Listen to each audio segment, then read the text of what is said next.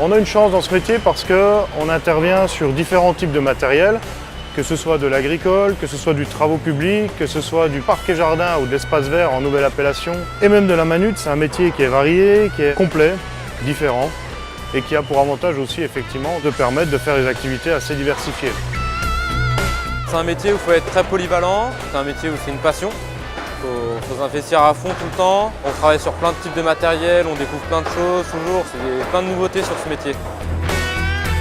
Cette compétition est très forte, autant humainement qu'on s'aperçoit du nouveau. Moi j'aime mettre en lien les différents systèmes, hydrauliques, électriques, mécaniques. On travaille aussi beaucoup via des ordinateurs pour trouver la panne.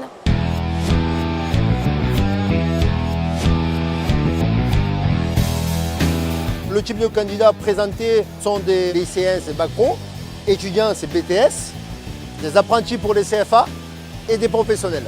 On a la chance d'avoir 12 jeunes nationaux qui sont des lauréats régionaux. Et on a un candidat international, en l'occurrence un Suisse. C'est vrai qu'on est une bonne équipe, on est resté bien assez soudés malgré qu'on est en concurrence à quelque part. C'est une expérience à vivre.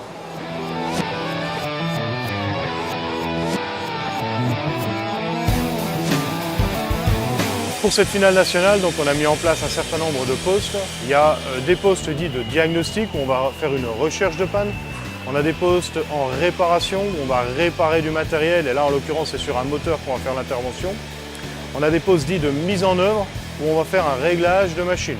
Voilà. Et un poste un peu particulier où on a 1 heure plus 1 heure où on fait à la fois du réglage et du diagnostic.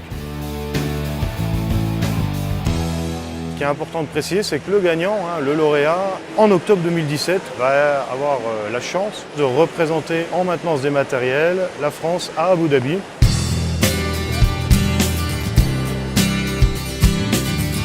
Mon employeur m'a permis de m'entraîner, donc il m'a laissé des journées de libre pour pouvoir voir avec mon coach, pour m'entraîner, pour augmenter mes capacités en recherche de panne et ma performance avec le stress.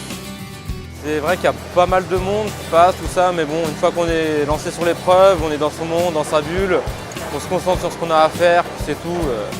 Le public, on n'y fait plus attention.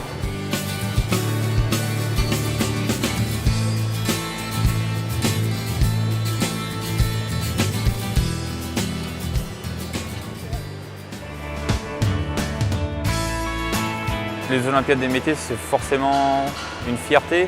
Parce que quand on voit le niveau de compétition, on peut dire que ce n'est pas donné à tout le monde d'être là où je suis aujourd'hui. Chaque année, on anguille justement ces Olympiades pour nous, enseignants, nous redonner un boost quoi, en fait. Et nous dire waouh, voilà quoi, on sait pourquoi on fait ça. C'est une sensation jamais connue avant, on ne connaîtra sûrement jamais, mais c'est génial quoi. C'est à faire.